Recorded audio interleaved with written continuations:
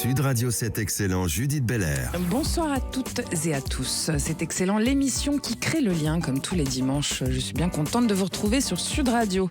C'est un aventurier des mers que vous connaissez bien, vainqueur 2020-2021 du Vendée Globe. Yannick Bestaven, même hors concours, nous fascine par sa force et sa persévérance. Yannick, vous avez tenu à aller au bout du Vendée Globe de cette année, malgré l'importante avarie qui vous a obligé à vous arrêter au Cap Horn avec votre bateau, Maître Coq 5.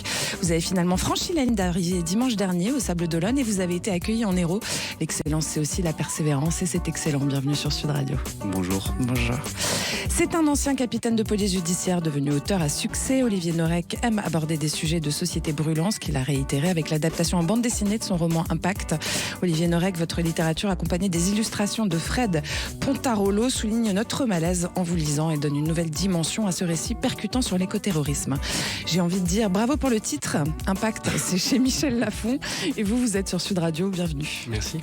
C'est excellent. Bienvenue chez vous, chères auditrices, chers auditeurs. Alors Yannick Bestaven, on vient de le dire, donc vous aviez gagné le Vendée Globe en 2021 et cette année vous avez été victime d'une importante avarie sur votre système de bar précisément. Donc vous avez pris la décision de faire escale à Ushuaia en Argentine pour réparer. Quand c'est arrivé, vous étiez en 11e position, mais bon, vous étiez déjà un peu plus en retrait, j'ai envie de dire. Vous étiez vers la 5-7e position au départ et vous veniez de passer le Cap Horn dans la nuit avec votre bateau, Maître Coq 5. On imagine que c'est une décision les plus difficiles que vous ayez eu à prendre en tant que skipper, d'arrêter une course pour laquelle vous donnez tout toute l'année, quoi. Oui, c'est des décisions difficiles, c'est des longues préparations, 4 ans de préparation pour cet objectif qui est de faire le tour du monde sans escale. Et puis surtout, quand j'arrive au Cap Horn, ça fait déjà pratiquement 2 mois qu'on est en mer. Donc j'ai fait quand même le gros du parcours, j'ai passé les 3 caps.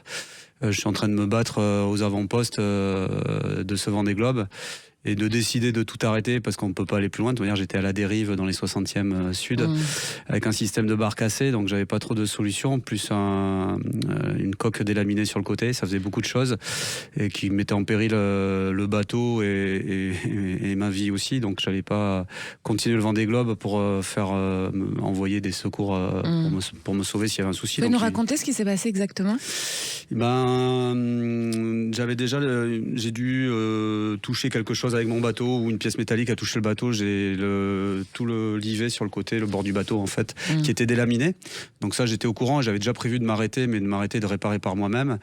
Et à 600 000 nautiques du Cap Horn, 2 jours avant de passer le Cap Horn, j'ai le système de barre qui me posait problème déjà depuis longtemps, depuis les Açores à l'aller. Donc ça faisait longtemps que j'avais un souci. Ça n'a fait que se dégrader jusqu'à ce que le système casse. Le bateau était indirigeable. Je pouvais plus barrer le bateau. J'avais plus de safran. C'est comme si j'avais une voiture sans volant. D'accord. Et du coup, ça doit être particulièrement stressant. Oui, parce que la nuit tombant, il y avait quand même beaucoup de mer, du vent assez fort et je ne savais pas comment remettre le bateau sur la bonne route pour aller dans le bon sens. Donc le cerveau est bien fait parce que je crois que quand on est au bout des situations, on trouve toujours une solution pour rentrer. Et de toute manière, il fallait trouver une solution parce qu'il y avait personne qui pouvait venir me chercher. Et du coup, comment après, vous avez fait, alors j'ai fait un système un peu ingénieux avec des bouts de ficelle, des poulies. J'ai fait des renvois. Ça n'a pas marché du premier coup. Tout seul au milieu de la mer. Et au bout d'un moment, la solution s'avérait pas trop mal. Donc j'ai essayé de l'améliorer au fur et à mesure. Et à petite vitesse, j'ai pu rejoindre le Cap Horn et pour aller m'abriter à Ushuaia. Donc j'ai découvert la Patagonie. Bon, mais vous dites ça avec le sourire, mais on sent quand même que, parlons vrai, vous avez un peu les boules, quoi. Ouais, mais bien sûr, parce que l'objectif sportif n'était pas atteint. En plus, en tant que vainqueur du Vendée Globe, j'avais de grosses ambitions sur ce nouveau tour du monde. Ouais. Et donc ça, c'est la déception du sportif. Là, pour le coup, c'est mon ego qui en prend un coup. Mais après... l'aventure a repris le dessus, j'ai rencontré des gens merveilleux en Patagonie qui m'ont aidé à réparer le bateau, une région magnifique, tout ce qu'on a fait en une semaine pour pouvoir réparer le bateau avec mon équipe qui est venue me rejoindre, repartir en mer, continuer à l'aventure. Pourquoi vous êtes reparti alors ? Parce que je me devais déjà vis-à-vis de moi-même, parce que je voulais finir ce tour du monde en solitaire, et par rapport à mes partenaires qui me font confiance depuis de longues années, par rapport à mon équipe qui a bossé toute l'année, par rapport à tous les gens qui me suivaient sur les réseaux sociaux déjà pour partager cette aventure. Donc voilà, c'est puis j'arrête pas de dire, notamment dans le film Les rêves ne meurent jamais, que on a le droit aux échecs avant de gagner. Enfin, on apprend beaucoup de ces échecs. Et donc, voilà, j'avais envie de finir cette aventure parce qu'il y avait encore beaucoup de choses à raconter, à partager. Et cette aventure-là, je la fais pas que pour moi, en fait. Donc, et on imagine que hors course, c'est pas quand même pas du tout la même navigation, quoi. Et ben, c'est pas la même navigation, mais j'étais tellement frustré que je voulais être rendu le plus vite possible au Sable d'Olonne. Vous étiez déjà quand même en Donc course. j'ai quand même rattrapé quelques bateaux, puisque je dois finir à la 15e position avec 10 jours d'arrêt pratiquement. Bravo. Je mets 84 jours. Il y a 4 ans, je gagne en 80 jours. Donc au niveau temps passé en mer, j'étais plutôt dans des bonnes moyennes, quoi. Alors le Vendée Globe, c'est quand même une course qui vous envoie seul en mer pendant des semaines, des mois, face aux éléments. Qu'est-ce qui vous porte ou qui vous transporte dans ce que certains pourraient presque appeler une forme de folie douce, tellement on en est nous-mêmes incapables, en fait, de faire ce que vous faites? Ouais, bah, c'est le dépassement de soi, mais c'est pas que ça, parce que vous êtes seul quand même vous mettez votre vie en danger. Oui, on met ça tous les jours, on met sa vie en danger, même ici à Paris, vous mettez votre vie en danger tous les jours. Mais non, moi c'est ma zone de confort là. C'est vrai que c'est ce que j'ai l'habitude de faire. J'aime être en mer, j'aime naviguer sur ces IMOCA, sur ces bateaux à foil. Je prends vraiment du plaisir et moi en plus. Moi, je suis un marathonien. Plus les courses sont longues, plus ça me plaît. Faire le tour du monde par les 3 caps, sans assistance, passer 80 jours en mer seul, même si maintenant avec les moyens de télécommunication, 20 minutes maximum on dort peu, on dort par séquence en fait, par fractionné. Ça, vous vous entraînez pour faire ça? Non, il n'y a pas d'entraînement. L'expérience, bien sûr, elle compte beaucoup. De toute manière, il faut arriver à se reposer pour être lucide et prendre les bonnes décisions, pour faire la bonne stratégie météo aussi. Mais moi, c'est des défis qui m'animent et qui me font me sentir vivant, et c'est pour ça que j'aime faire ça, ouais. Et alors, quand vous êtes entré dans le chenal des Sables d'Olonne dimanche dernier, vous avez la foule qui vous accueillit avec enthousiasme, j'ai envie de dire. Qu'est-ce que c'est votre première émotion, votre première pensée? Parce que vous n'aviez pas eu ça quand vous l'avez gagné, le Vendée Globe, vu qu'on était en plein Covid. Donc là, tout d'un coup, c'est la couleur, quoi. Ouais, on était en plein Covid. Je suis arrivé il y a 4 ans, je suis arrivé de nuit à 4h du matin, donc il y avait quand même un peu de monde malgré les interdictions. Mais là, c'est vrai que d'arriver un dimanche après-midi au Sable d'Olonne avec l'aventure à raconter, le fait d'avoir terminé hors course, je pense que les gens ils ont été très sensibles à ça aussi. Donc il y avait le fait que vous ayez terminé et que vous soyez allé jusqu'au bout aussi, je pense. Voilà, et puis en tant qu'ancien vainqueur, j'ai pas baissé les bras, je suis allé au bout de mon histoire et les gens m'ont accueilli vraiment avec beaucoup de ferveur. Et je pense que l'arrivée était encore plus belle que quand j'ai gagné il y a 4 ans, comme quoi. Voilà, ça me donne raison d'avoir continué. Finalement, ça c'est fait pas plaisir. Dans l'échec qu'on réussit parfois? Souvent, je pense. Souvent. Et cet échec, il se transforme en des choses hyper positives derrière, quoi. Même sur les retombées médiatiques que j'ai eues, même par rapport à mes partenaires. J'aurais terminé peut-être 5e, 6e, on aurait peut-être moins parlé de moi. Et le fait d'avoir réparé le bateau, d'avoir vécu cette aventure en Patagonie, d'être reparti en solitaire, a fait que l'histoire, elle sera marquée dans les livres du Vendée Globe. Alors Olivier Honorec, je rappelle votre roman graphique à impact qui est sorti chez Michel Lafon. Vous explorez un univers marqué par l'adrénaline, par l'endurance de vos personnages. Alors ça résonne tout particulièrement quand on écoute Yannick Bestaven qui nous raconte sa solitude face aux éléments, sa détermination aussi jusqu'au bout malgré les obstacles. On imagine que ça résonne tout à fait particulièrement chez vous. Oui, et puis c'est surtout que je vois une histoire qui pour un romancier est juste parfaite. Il y a absolument tout. Il y a Sujet de roman bientôt. Il y a le côté outsider. Alors ça, les gens aiment beaucoup les outsiders. C'est-à-dire que celui qui est promis A et puis qui va casser justement, qui va chuter et qui va remonter. Et ça, c'est quelque chose que les gens aiment beaucoup parce que ça s'appelle la sublimation. Chez les Finlandais, il y a un mot pour ça, c'est un mot valise, ça parle du feu intérieur, ça parle de la ténacité, de l'abnégation, du courage, de la volonté. Et tout ça en un seul mot, ça s'appelle le sisu, S-I-S-U. Et ça vous reflète parfaitement. Sisu, on a appris un nouveau mot aujourd'hui, Yannick Bestaven. Et alors, après tant d'émotions, de défis, Yannick, l'histoire entre vous et le Vendée Globe, on imagine qu'elle n'est pas terminée. Il y a un autre rendez-vous en 2028. Je sais pas, on m'en parle beaucoup. Non, moi ce que j'avais envie, je l'avais dit avant le départ que c'était ma dernière course en solitaire. C'est pas pour rien que je vous pose la question. Vous êtes obligé de recommencer quand même. J'ai envie de transmettre aussi, j'ai envie d'accompagner des jeunes, j'ai envie de permettre à des jeunes de vivre ce que j'ai vécu. Moi, Yves Parly à l'époque m'a mis le pied un peu à l'étrier, et je pense que mon tour est venu d'aider les jeunes aussi à arriver au plus haut niveau. D'accord. Donc concrètement, qu'est-ce que ça va donner? Moi, j'ai envie de continuer à naviguer, mais sur des formats double ou équipage. Il y a le tour du monde en équipage aussi qui m'intéresse. Et d'amener avec moi des jeunes skippers, des jeunes talents pour les amener au plus haut niveau et qui prennent ma place pour le Vendée Globe 2028. Ça, c'est mon projet de fond. D'accord. Oui, parce qu'un savoir ne meurt pas quand il est transmis, quoi. C'est ça qui est important. Exactement. Et puis c'est important aussi de transformer et de se réaliser au travers des autres. Et moi, de voir des jeunes, là on parle beaucoup de Violette d'Orange en ce moment, il y a tous ces jeunes skippers qui arrivent, je trouve ça magnifique. C'est des projets qui sont compliqués à monter quand même, quand on a 23 ans. Elle a 23 ans. Elle a 23 ans, des côtés financiers, côtés techniques, enfin il y a plein se rend pas de compte de sujets. tout ce que ça implique. Hein, Non, c'est pas juste prendre un bateau. C'est une vraie petite et- entreprise, quoi. Exactement. Ouais. Racontez à vos auditeurs tout ce qu'il y a à faire pour... Déjà, il y a monter son équipe. Moi, c'est 15 personnes qui bossent avec moi à l'année, donc c'est une vraie entreprise.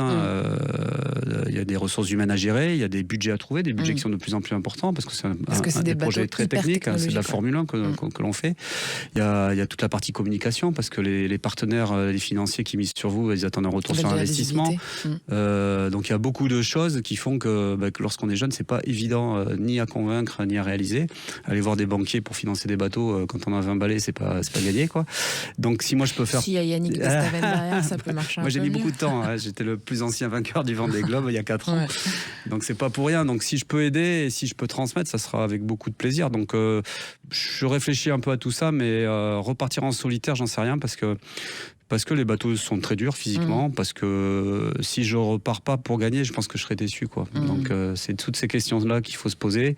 Est-ce que j'ai le bon bateau? Est-ce que physiquement je suis toujours prêt pour gagner des courses? Là, c'était pas un problème physique, là. Non, mais peut-être que ça le deviendra avec les années, donc à réfléchir. Allez, vous êtes bien sur Sud Radio, on vous revient tout de suite avec le skipper, le marin chevronné Yannick Bestaven et l'ancien policier devenu écrivain Olivier Norek. C'est excellent, vous l'aurez compris, à tout de suite. Sud Radio, c'est excellent. Judith Belair. Merci d'être avec nous sur Sud Radio, c'est un bon choix, je dirais même plus, c'est excellent. Alors avec moi ce soir, pour vous, le skipper Yannick Bestaven et son bateau Maître Coq 5 qui vient de terminer son Vendée Globe hors compétition, ainsi que l'ancien policier, capitaine de police devenu écrivain primé Olivier Norek et sa très belle version graphique du roman Impact. Alors Olivier Norek, on va faire un petit pitch quand même pour les auditeurs.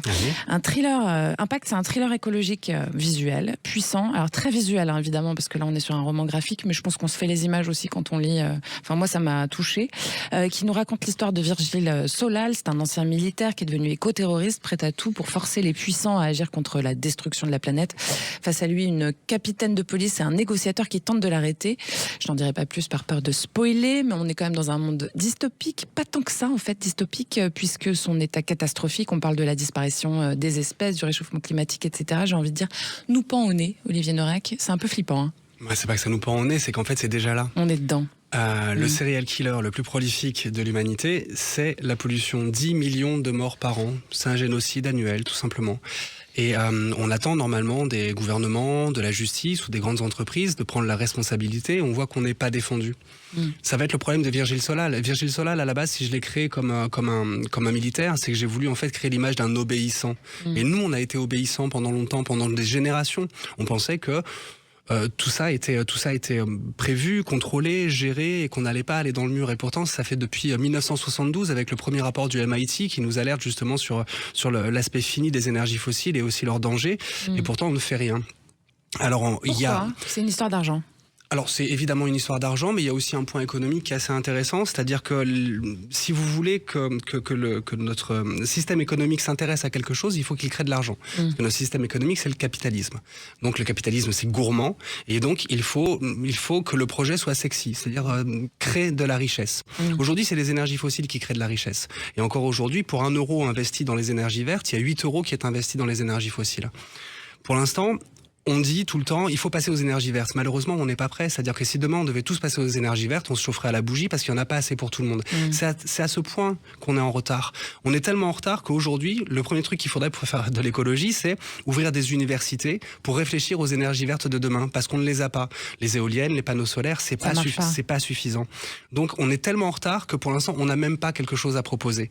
Donc il faut faire ce mix, mais il faut surtout inviter toutes ces gigantesques entreprises multimilliardaires à investir toujours plus pour que l'écologie et pour que les énergies vertes fassent de l'argent, donc qu'elles intéressent le capitalisme et que le capitalisme les intègre dans sa boulimie, dans sa gourmandise. Mais de toute façon, à la base, il va falloir qu'elle soit intéressante. Alors je vais les citer parce que vous en parlez. Il y a Total, par exemple. On ne voit pas Total investir à 100% dans les énergies vertes, clairement, quoi. Non, et puis ce serait dommage de ne cibler que eux, parce qu'il y a les énergies de il y a les économies, il y a les industries de la mode, les industries automobiles, les industries, alors évidemment, pétrolières. Il y a aussi l'intelligence artificielle. L'intelligence artificielle va dévorer évidemment encore plus d'énergie. 80% de ce qu'on crée, de ce qu'on fabrique, de ce qu'on consomme, ça vient des énergies fossiles. Donc on est dans une sorte d'ornière qui est habituelle depuis des décennies et des décennies, et c'est très très difficile de changer. l'humanité et nos habitudes, c'est un peu comme un supertanker. Vous voyez ces gigantesques bateaux sur l'océan qui pèsent des milliers de tonnes. Et quand on leur demande de faire demi-tour, ça leur prend 1 kilomètre, 2 kilomètres parce qu'ils sont gigantesques. L'humanité, c'est 1 million de supertankers accrochés les uns aux autres. Les décisions qu'on prend aujourd'hui seront opérantes dans 20 ou 30 ans. Mais qui aujourd'hui réussit à réfléchir dans 20 ou 30 ans? C'est quelque chose qui est presque pas humain de réfléchir à 30 ans. Non, mais surtout, on est trop le nez devant le mur, j'ai envie de dire, pour aller voir plus loin aussi. Et puis aussi, on a des habitudes qui sont difficiles à changer. Et puis oui, quand vous dites on est le nez dans le mur, c'est alarmant. On se demande même s'il y a des solutions. Je pense qu'il y a des solutions. Il est très inquiétant votre livre, hein, je vous le dis, Olivier Norek. Moi, ça m'a. Waouh. Et je n'ai rien caricaturé. Je n'ai rien. Donc ce que j'ai fait aussi, c'est que j'ai emmené le lecteur ailleurs qu'en Europe.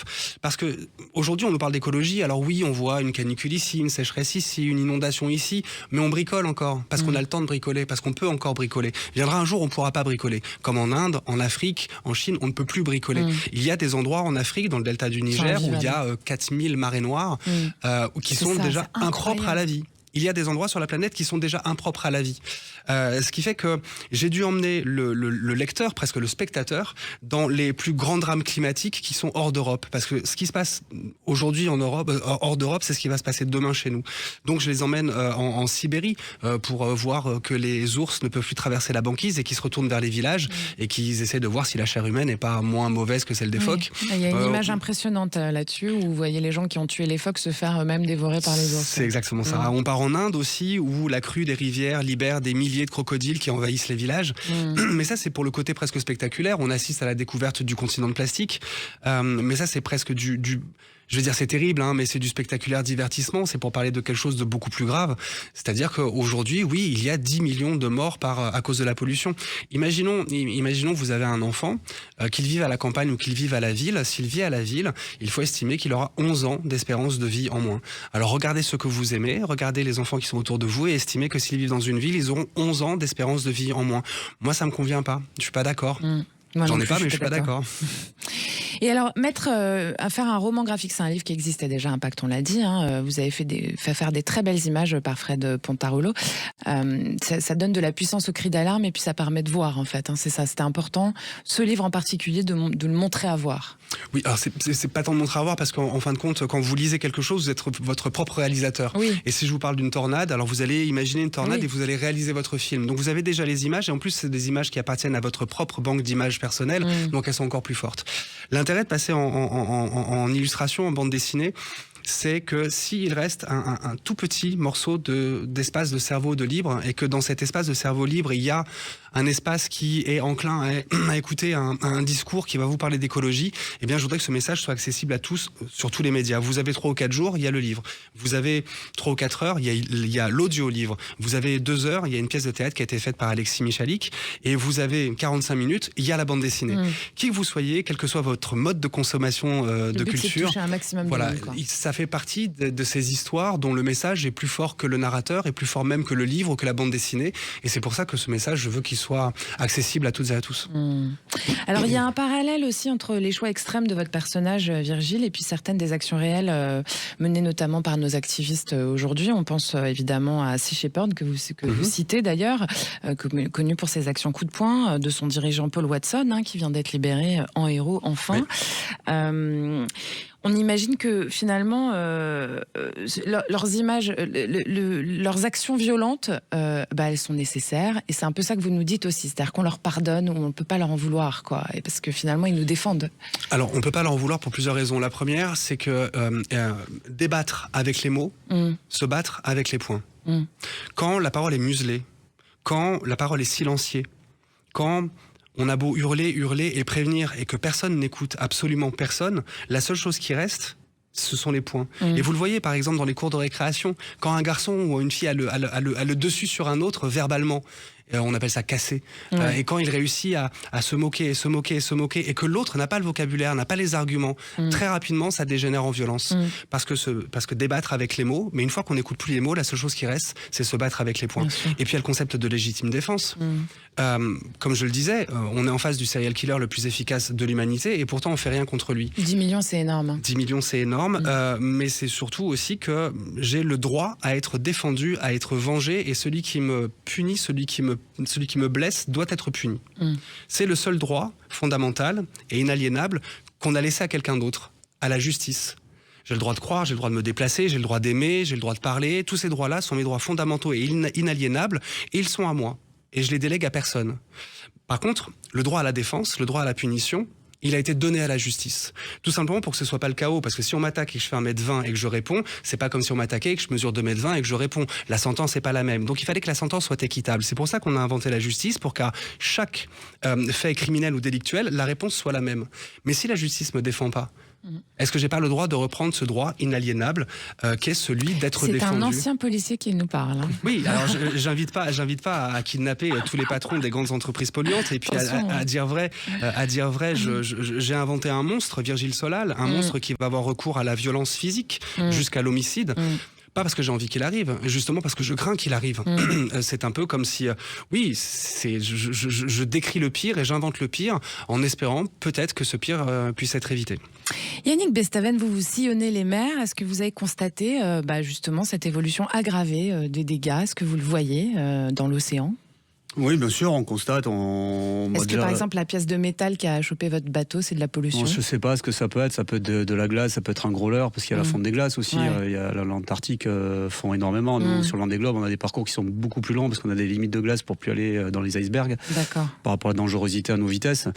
Mais oui, bien sûr, on observe le réchauffement, on observe des tempêtes des phénomènes climatiques beaucoup plus puissants, avec des tempêtes beaucoup plus fortes. Le plastique, le trafic maritime qui est hyper important sur notre planète, mais comme vous le disiez, on est régi par le commerce international, et le commerce international, ça fait déplacer beaucoup de monde, beaucoup de cargos, c'est énorme le trafic maritime pour notre consommation, quoi. Donc comment le gérer? On réfléchit à des nouvelles solutions. François Gabard travaille sur des transports véliques à voile. Ouais. Il y a plein de solutions comme ça qui vont voir le jour, et on sera obligé de passer par là de toute manière, parce que les énergies fossiles... On va vous répondre, ça prend trop de temps. Aujourd'hui, ça prend trop de temps, mais quand ça va devenir obligatoire, il va falloir se dépêcher de trouver des solutions. Et heureusement qu'il y en a qui réfléchissent déjà pour nous à ça. Ouais, c'est vrai. En deux mots, Olivier Norek, on l'a dit, vous êtes ancien policier. Est-ce que vous l'auriez arrêté, Solal? C'est dur. Oui, évidemment, je l'aurais arrêté. Et d'ailleurs, dans mon roman, il est arrêté. Oui. Parce que je peux pas valider l'acte homicidaire. C'est le dernier acte tabou. Tuer, c'est se tuer un peu soi-même. Et puis moi, j'ai eu un métier de capitaine de police, donc voilà, j'étais un obéissant, et si j'avais été en face de Virgile Solal, j'aurais dû très probablement l'interpeller, mais ce qui est rassurant, c'est que j'ai pas été en face de lui et que j'ai pas eu à me poser ce dilemme. J'ai eu d'autres dilemmes dans mon métier de policier qui ont fait que parfois j'ai pas agi selon le code pénal. Ça y est, c'est bon, j'étais policier il y a 10 ans, je peux le dire, parce que la chose était juste. Ouais. Mais il y a prescription, c'est ça? Ouais, mais attention, je décide que la chose est juste. Ouais. Sauf que si j'ai un cerveau un peu fatigué ou malade et que je décide qu'une autre chose est juste, il faut faire attention. L'adaptation de la loi, c'est pas pour tout le monde. Et qui va décider que tel ou tel peut adapter la loi? Donc c'est très complexe. C'est une vraie question. Sud Radio, c'est excellent. On est avec le marin Yannick Bestaven et puis l'écrivain Olivier Norek. Vous restez avec nous, c'est pas fini, on revient. Sud Radio, c'est excellent, Judith Belair. Merci d'écouter Sud Radio, c'est excellent. Comme tous les dimanches, vous êtes ici chez vous avec Yannick Bestaven, le skipper qui vient de terminer son Vendée Globe hors compétition avec son bateau Maître Coq 5. Et Olivier Norek, l'ancien policier, maintenant écrivain, a pris, attention, primé, avec la belle version graphique de son roman Impact qui est sorti chez Michel Lafon. Alors, Yannick Bestaven, on en a parlé un petit peu tout à l'heure, le Vendée Globe, c'est un défi technologique aussi, autant qu'une course. On imagine que l'innovation en matière de bateau, elle est dingue, ça avance très très très vite. Quelle innovation notable vous pouvez nous raconter aujourd'hui qui fait que les bateaux vont de plus en plus vite? Parce que le gagnant, là, il a fait 14 jours de moins, c'est ça que votre record? Il a fait 14 jours de moins que moi, mais surtout 10 jours de moins que le record absolu qui était celui d'Armel Leclèche. De 74 jours, il est passé à 64 jours. Hallucinant, quoi. Qui est quand même énorme. Bon, il y a aussi les conditions météo qui ont fait qu'elles ont été ultra favorables pour lui. Mais qu'est-ce qui fait que ça va aussi vite? La technologie des bateaux a énormément évolué. On est passé en 10 ans de bateaux qui fonctionnaient en archimédien, en fait, qui flottaient sur l'eau, qui poussaient de l'eau, à des bateaux volants. Maintenant, on a des ailes, on a des foils, on vole au-dessus de l'eau. Les bateaux vont très très vite. Et c'est pour ça que je disais tout à l'heure que physiquement, ils deviennent de plus en plus durs, parce que la vitesse n'est pas égale. Oui, ça complique la chose finalement. Ça apporte pas du confort, quoi. Ouais. Donc c'est des bateaux qui deviennent ultra violents. On a des vitesses moyennes importantes, et puis surtout, c'est quoi la vitesse moyenne? En kilomètres-heure, s'il vous plaît. On arrive à aller à plus de 40 km/h de moyenne sur l'eau, voire 50 km/h avec ces bateaux-là. Mais surtout, en fonction de l'état de la mer, on arrive à tenir ces vitesses, quoi. On pensait que dans des mers fortes, formées, on n'y arriverait pas. Et là, on a démontré que 4-5 mètres de mer, c'est pas grave. Les bateaux, ils passent et ils volent au-dessus de... Donc, c'est des... Donc vous devez vous prendre des sacrées envolées et des sacrées descentes aussi. Sacrées accélérations. Maintenant, on commence à être casqué dans nos bateaux. On commence à avoir des ceintures de sécurité, comme en automobile, des gilets impact. Il y a des blessures qui arrivent, qui n'arrivaient pas avant, des traumatismes notamment. Donc c'est vrai que le côté pépère de la voile où on sortait avec la pipe au bec à regarder la météo, c'est un peu fini.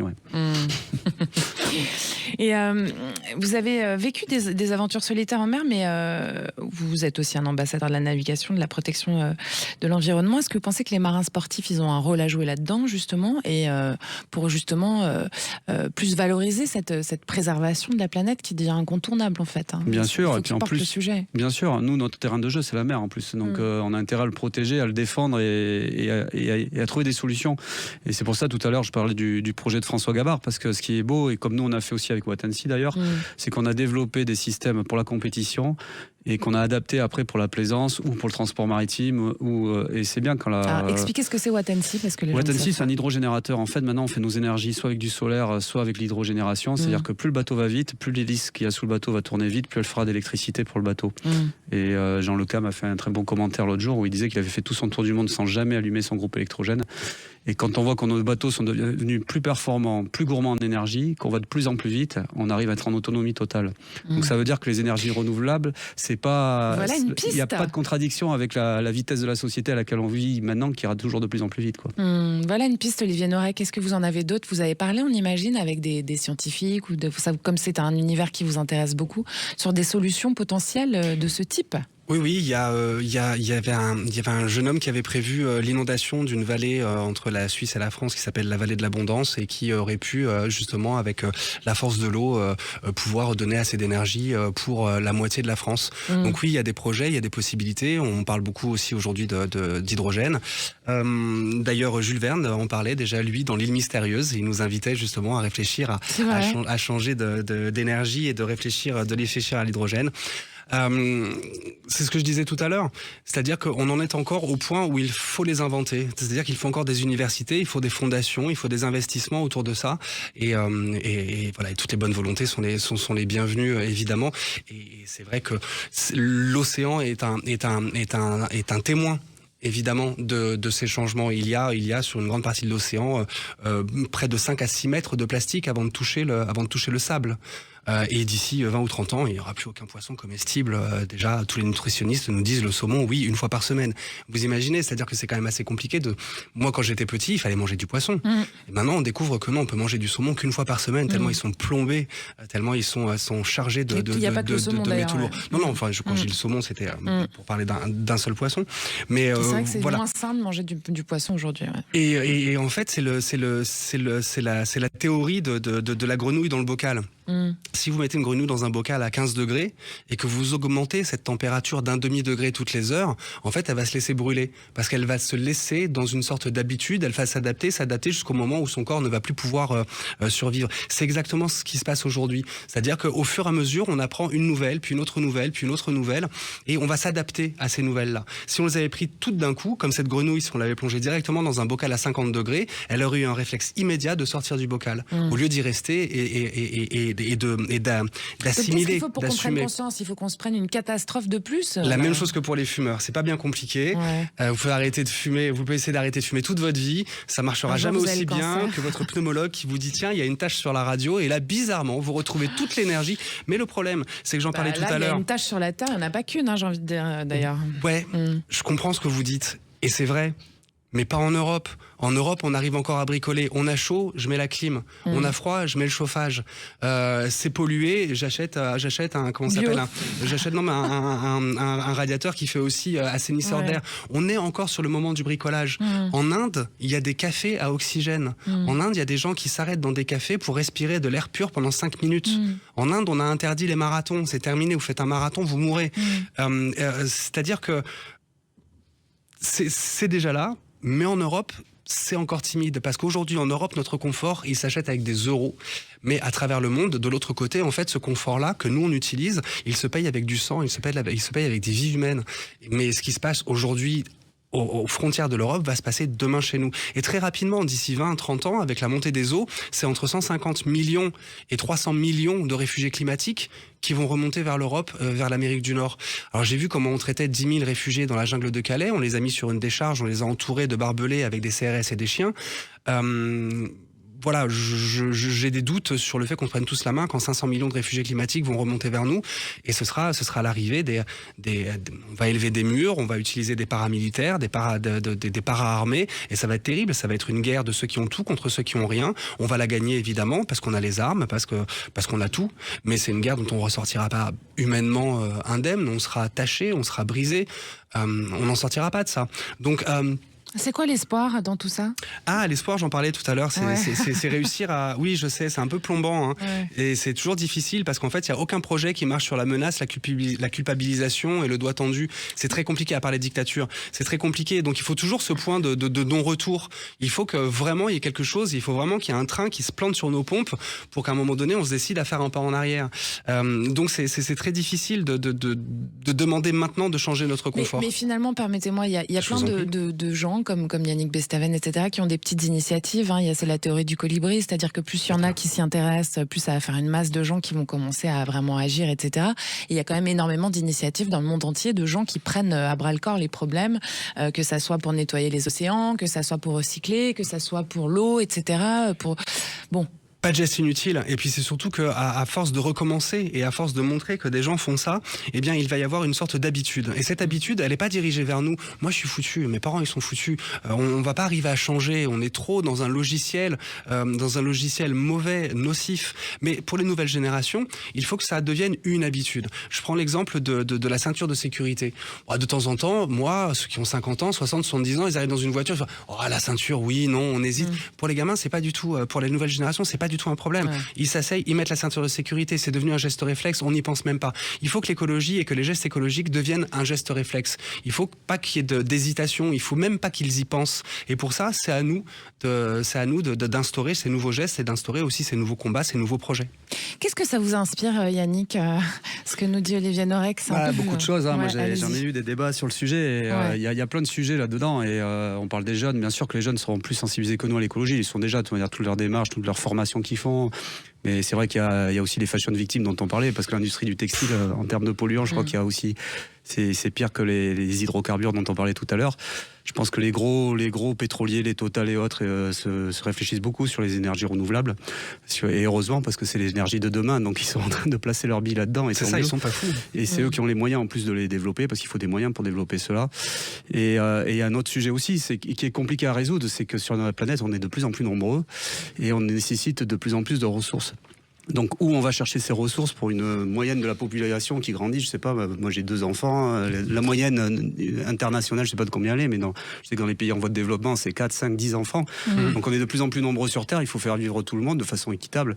Et là, je crois que c'est un dossier vraiment, vraiment compliqué à résoudre, quoi. Donc quelles sont les solutions? J'en sais rien, mais c'est sûr qu'il va falloir qu'on trouve des solutions déjà dans l'action, non? Qu'est-ce que vous en pensez? Dans l'action, ouais, bien sûr, et dans l'action de tous les jours. Ouais. Proposer des solutions. Moi, à ma petite échelle, dans mon sport, j'essaye de naviguer mieux. Dans la construction de nos bateaux, on réfléchit aux matériaux qu'on utilise, à la recyclabilité, à la durabilité de nos bateaux, pour pas changer aussi. On écrit des règles de jauge pour que les bateaux soient performants pendant longtemps et qu'on les renouvelle pas à chaque Vendée Globe, par exemple. Trouver des solutions d'énergie alternatives, c'est ce qu'on fait, parce que comme je disais tout à l'heure, on peut continuer à aller vite pour moi et trouver des solutions alternatives. Et les hydrogénérateurs pour produire l'énergie sur nos bateaux en sont l'exemple. Et ça pourrait être aussi une manière de produire de l'énergie. Et réfléchir à transporter les marchandises en utilisant un peu plus le vent, ça aussi c'est des solutions d'avenir. Vous écoutez cet excellent sur Sud Radio, on est avec le skipper et marin Yannick Bestaven, même si c'est la même chose, et puis l'ancien policier devenu écrivain Olivier Norek. Vous restez là, nous on revient, à tout de suite. Sud Radio 7 excellent, Judith Belair. C'est bientôt la fin de votre émission autour de l'excellence française. C'est excellent sur Sud Radio. Je suis en compagnie de Yannick Bestaven, skipper du bateau Maître Coq 5 qui vient de terminer son Vendée Globe hors compétition, ainsi que de l'ancien policier qui est devenu écrivain primé, Olivier Norek, et la très belle version graphique de son roman Impact. Alors on va parler un peu de vous, messieurs, on va détendre l'atmosphère parce qu'on s'est bien pris la tête quand même aujourd'hui. Yannick Bestaven, vous venez de la région bordelaise, hein, pas très proche des Côtes-Maritimes à la base. Si, le bassin d'Arcachon. Oui, oui, c'est vrai, pardonnez-moi. Vous avez commencé la voile en amateur et puis vous êtes passé à la compétition de haut niveau. C'est une passion pour l'océan qui est née à travers ça. Comment ça s'est passé? Comment vous avez opéré cette transition? Comment vous avez décidé que c'était votre route, en fait? Ouais, moi j'ai toujours aimé la mer, toujours été attiré par la mer, je commençais par la planche à voile, par le surf, par tous ces sports-là. Et dépasser la ligne d'horizon m'a toujours fait rêver, quoi. Aller regarder, quand je regardais sur la plage ce qu'il y avait derrière, quand je voyais ces grands marins qui partaient, quand je voyais les retours du Vendée Globe, je me rappelle de Christophe Auguin ou Yves Parlier ou tant d'autres, Titouan Lamazou, ils m'ont tous fait rêver parce que pour moi c'était des vrais aventuriers, quoi. Ils sortaient de leur zone de confort pour aller faire le tour du monde à la voile, pour aller raconter des histoires, pour aller se dépasser, pour aller voyager. Moi, le voyage, ça m'a toujours attiré. Je crois que je fais de la compétition à la voile surtout pour le voyage. C'est aussi pour ça que vous êtes rentré malgré tout, quoi. Ouais, et puis c'est surtout pour ça que j'ai fait un Vendée Globe et je me suis arrêté en Patagonie. Donc là, c'était un vrai voyage parce qu'il faut savoir que le Vendée Globe, on part des Sables d'Olonne, on revient au Sables d'Olonne et on ne voit rien à part la mer. Ouais. Et moi, j'ai la chance de découvrir le canal de Beagle. Mais alors, c'est beau la Patagonie. C'est très très beau, c'est magnifique et on parlait d'environnement, d'écologie tout à l'heure, mais c'est vrai qu'il y a encore plein d'endroits sur la planète qui sont magnifiques, qu'il faut protéger, qui sont préservés, où il n'y a personne. Je vous promets qu'il y a quelques îles autour du Cap Horn. Il ne faut pas trop le dire aux auditeurs, en vacances seuls sans être embêtés. Okay. Néanmoins, vous croisez quand même quelques ferries de passagers qui vont en surpopulation visiter l'Antarctique. Voilà, ça devient des croisières touristiques aussi. Olivier Norek, vous avez été policier, on l'a dit, mais avant ça, vous avez été bénévole avec Pharmaciens sans frontières en Guyane et en ex-Yougoslavie, puis 2 ans dans l'armée aussi. Il y a un gap entre le métier d'écrivain et vos expériences passées, et en même temps pas trop chez vous, j'ai l'impression. Non, pas vraiment. Alors, déjà, un écrivain, c'est un contenant. Donc, j'estime qu'il faut avoir vécu un peu avant de raconter des histoires. Sinon, on écrit des histoires de son salon. Sinon, il y a Arthur Rimbaud aussi. Hein, pardon, excusez-moi. Donc, non, c'est pas des métiers différents parce qu'ils ont été faits de la même manière. C'est-à-dire que j'ai rapidement compris que si j'étais utile à l'autre, alors il me renverrait dans son regard une justification. J'ai toujours eu du mal à trouver ma place et j'ai toujours l'impression d'avoir vécu en salle d'attente jusqu'à ce que je puisse être utile à quelqu'un. Et donc l'armée pour défendre mon pays, flic pour défendre les citoyens, les missions humanitaires en ex-Yougoslavie sur les zones de front, dans les camps de réfugiés. Le but, c'était d'aider les gens, quoi. En fait. Alors, je départis jamais la générosité d'un acte de l'égoïsme qu'il a provoqué. Et je sais très bien que quand je suis parti en ex-Yougoslavie pour apporter des médicaments, du matériel médical, j'ai pas sauvé l'ex-Yougoslavie. Hein. Non, mais vous aviez envie mais c'est moi qui me suis trouvé. Ouais. Alors, si en plus de ça, il peut y avoir quelque chose de positif pour la personne qui fait un geste vers l'autre, alors c'est win-win situation, c'est gagnant-gagnant. Mais de toute façon, je sais très très bien que tout ce que je fais, c'est juste rechercher dans le regard de l'autre une justification, une place pour expliquer, pour dire que j'ai le droit d'être là. Et ça a été la même chose, la victime a été mon moteur et ça m'a permis d'avoir une vie magnifique en police judiciaire en tant qu'enquêteur, de me lever le matin et de me dire aujourd'hui qu'est-ce que je peux faire pour l'autre. Et quand j'écris mes livres, c'est exactement la même chose. Alors j'ai choisi les romans policiers parce que je connais un peu la procédure et je sais comment les écrire, parce que je les ai vécus en fait, ces romans policiers. Mais en fin de compte, l'enquête, c'est un alibi pour raconter un sujet méta, quelque chose de plus important, un combat, quelque chose qui me touche. Donc sur les policiers, la justice, les prisons, ça a été ma première trilogie. Puis après, j'ai écrit Entre deux mondes, qui est une enquête dans la jungle de Calais pour savoir à peu près où on en était de l'accueil des réfugiés aujourd'hui, puisque je suis petit-fils de migrants. Et puis il y a eu Surface, l'histoire d'une capitaine de police défigurée. On parle du regard de l'autre et du rapport superficiel de nos relations. Il y a toujours un thème dans mes romans. Dans celui-là, Impact, donc cette lutte pour l'humanité. Il y a toujours quelque chose qui me dépasse, toujours quelque chose de plus grand, parce que j'ai besoin de moteur, parce que justement, en fait, je veux mettre en place un thème important pour pouvoir en débattre avec l'autre, pour pouvoir avancer avec l'autre, m'éveiller avec l'autre. Et donc, l'autre devient encore plus important, même que quand j'étais flic. En gros, j'avais une névrose à la base, je l'ai rendue encore plus importante. Disons que je chéris mes névroses. Ça résume bien l'histoire. Yannick Bestaven, quand on l'écoute parler, Olivier Norek, de ce quelque chose qui dépasse, un peu ça aussi, vous, c'est-à-dire que c'est une détermination, une persévérance qui, presque on a l'impression, vous dépasse parfois et vous a emmené sur votre chemin depuis toujours, quelque chose comme ça qui vous guide, une espèce de force comme ça qui est presque indéfinissable. Ouais, bien sûr, l'envie de se dépasser. Et puis surtout, la vie est tellement courte qu'il faut la vivre à fond. Ouais. Et quand on la vit à fond pour soi ou pour les autres, et en aidant les autres, c'est aussi pour soi, comme vous le dites. Et voilà, moi, je pars de ce principe-là, c'est que chaque minute de ma vie est importante et il faut que je la vive à 100%. Et c'est ce qui vous permet de vous dépasser aussi, finalement. Ouais, de me dépasser, de faire des choses, entre guillemets, exceptionnelles, enfin, auxquelles c'est exceptionnel, je pensais pas être capable un jour de faire le tour du monde à la voile, de gagner le Vendée Globe, tout seul, toutes ces choses-là. Quand j'étais jeune, pour moi, c'était très loin, quoi. Mais Vous n'êtes jamais projetant, vous êtes comme dire un jour je l'aurai. Oui, mais le rêve, réaliser ses rêves, c'est loin, c'est pas que simple. Ça prend du temps. Ça prend beaucoup de temps, voilà. Il y a beaucoup de sacrifices. Et finalement, avant, la différence entre quelqu'un qui réalise son rêve et quelqu'un qui le réalise pas, c'est la persévérance, non ? La persévérance, ne pas avoir peur de perdre, encore une fois, ne pas avoir peur des échecs, de tomber, de se relever plein de fois jusqu'à ce que ça marche, quoi. La résilience. Et même quand ça marche, on tombe encore. Et même quand ça marche, la preuve en est, on peut tomber encore et se relever, et encore aller plus loin. Comment vous sentez alors aujourd'hui ? Super, en pleine forme. Moi, je suis très content de mon histoire, de mon parcours de vie.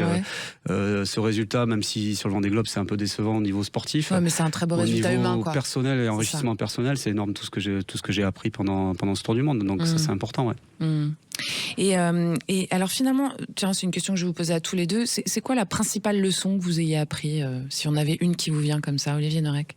Assez rapide, et c'est justement en écoutant Yannick, il y a quelque chose d'assez fabuleux, c'est-à-dire qu'il y a assez peu de personnes dans nos milieux urbains, dans nos milieux citadins, à connaître ce qu'il a connu, et moi j'ai eu la chance de le connaître une seule fois, c'est de retrouver sa place infinitésimale d'être humain dans cette gigantesque et puissante nature.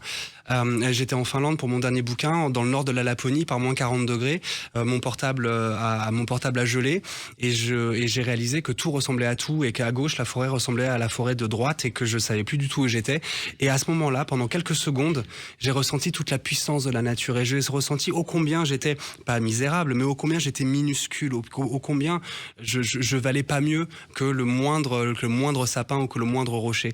J'ai vécu aussi cette sensation quand j'étais en Islande et qu'on a crevé 2 pneus et qu'il nous en restait qu'un, et qu'on était à 80 km de la première habitation et qu'il faisait moins de 30 degrés, et qu'on s'est dit que si on crevait encore une fois, 80 km par moins de 30 degrés, on les fait pas. Et donc il y a ce moment où tout revient à la bonne place. Et on n'est pas plus que le bébé sans protection du premier jour. Et vous, ce que vous vivez à chaque fois, c'est qu'à un moment donné, quand vous êtes dans l'océan absolu, où vous ne voyez que de l'eau, et que votre seule protection, c'est votre courage et votre bateau, vous retournez à la place exacte que devrait avoir l'être humain, et pas cet être humain qui maltraite la nature, qui maltraite son environnement pour qu'il se plie à son propre confort. Il y a assez peu de sociétés qui ont décidé de ne pas plier l'environnement et la nature à leur propre confort. Les Finlandais l'ont fait. Ils ne plient pas la nature à leur confort. Ils s'adaptent à cette nature-là, et c'est en ça que ça a été un voyage incroyable. Mais peu de gens, d'ailleurs, moi le dernier, je plie la nature à mon confort. Et donc se retrouver en conscience en plus. Évidemment en conscience, mais se retrouver justement à cette place minuscule qu'on n'aurait jamais dû perdre, ça ramène une sorte de respect envers la nature, une sorte de respect envers notre environnement. En fait, on n'a pas le choix que de mettre un genou à terre et que de s'avouer vaincu par rapport à la fois à cette force, à cette beauté, à cette grandeur, à cette immensité qu'est la nature. Bravo. Yannick Bestaven, votre meilleure leçon à vous, c'est quoi ? Oui, c'est vrai, ça résume beaucoup de choses. C'est vrai que moi, je me suis jamais senti aussi vivant que quand je suis en mer. Et puis, c'est vrai que les océans, c'est les 3/4 de notre planète quand même. Et lorsqu'on est au milieu on a tendance à l'oublier, ça. On l'oublie, ouais. Et quand on est au milieu de l'océan Pacifique, l'océan Indien, loin de toute terre, à 2000, 3000 km de toute terre, qu'il faut se débrouiller. Lorsqu'on relève la tête, qu'on regarde le ciel, qu'on voit les dépressions arriver. Enfin, il y a le côté instinct de survie qui revient. Et je pense que dans notre vie d'assister de tous les jours urbaine, on perd tous nos instincts animaux, nos instincts de survie, nos instincts humains. Et lorsqu'on est en mer comme ça, en solitaire, sans assistance, et qu'il faut se débrouiller par soi-même, on est obligé d'être à l'écoute de la nature, d'être à l'écoute du bateau. Il y a beaucoup de choses qui prennent. Il y a un petit côté mystique aussi. On va parler à notre bateau, on va parler au ciel, on va parler au vent, on va parler à plein de choses, et des choses qu'on ne vit pas à terre. Ouais, ils me répondent. Alors des fois, j'entends pas trop bien parce que faut vraiment les écouter, mais ça, c'est hyper important. Et puis cette notion de voyage aussi, quand on arrive dans des lieux comme Ushuaïa, on rencontre des gens qui vivent dans des conditions qui sont difficiles, parce que l'hiver à Ushuaïa, c'est des conditions qui sont rudes, dans des paysages magnifiques. Et il y a plein d'endroits sur la planète comme ça qui veulent être découverts, avec des populations qui sont hyper enrichissantes. Faut sortir de chez soi, quoi. Ça, c'est sûr que moi, la leçon que je garde de tout ça, c'est le voyage, sortir de chez soi, aller à la rencontre des autres, partager, apprendre des autres, beaucoup. Voilà, moi finalement, si je résume, votre meilleure leçon à tous les deux, c'est l'humilité, quoi. devant la grandeur de la nature. Oui, et puis de la petite étincelle qu'on est au niveau universel. Quoi. Notre vie, c'est 80-90 ans. Moi, j'ai toujours estimé qu'une vie normale, ça devait être 600 ans. 100 ans sur chaque continent et 100 ans en plus sur le continent qu'on a préféré. Il y a la réincarnation pour ça. Vraiment, je fonde beaucoup d'espoir sur tout ça. Mais oui, évidemment, le temps passe tellement vite que justement, on n'a pas une seule seconde à perdre, encore pas une seule seconde à écouter les critiques, pas une seule seconde à écouter quand elles ne sont pas constructives, pas une seule seconde à rentrer dans des conflits stériles, pas une seule seconde à perdre son temps en colère. Ça tient pas. Yannick Bestaven, croire en ses rêves, c'est la route à suivre, quoi qu'il arrive. Hein. Ouais, c'est ce que je dis à tous les jeunes que je croise. Voilà. C'est rêver, déjà, ayez des rêves, rêvez fort, et puis donnez-vous les moyens d'y arriver à vos rêves, même si on vous les interdit, même si on vous dit que c'est pas pour vous, vous n'y arriverez pas, vous n'êtes pas fait pour ça. Continuez à foncer et n'ayez pas peur de tomber plusieurs fois avant de vous relever. Merci messieurs, merci Olivier Norek, merci Yannick Bestaven, merci. Quelle belle émission.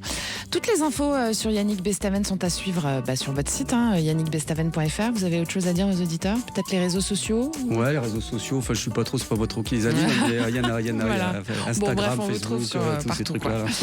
Et puis l'excellent et dérangeant roman graphique Impact d'Olivier Norek, avec les illustrations de Fred Pontarolo, est à courir acheter chez tous les bons libraires. Merci à tous de votre fidélité. On se retrouve samedi 13h30 pour Destin de Femme, dimanche prochain à 19h aussi pour cet excellent. Merci à Julien qui réalise pour vous aujourd'hui. Et puis vous pouvez tout retrouver sur le site, la chaîne YouTube de Sud Radio. Vous le savez, je vous embrasse. C'était excellent. Bye.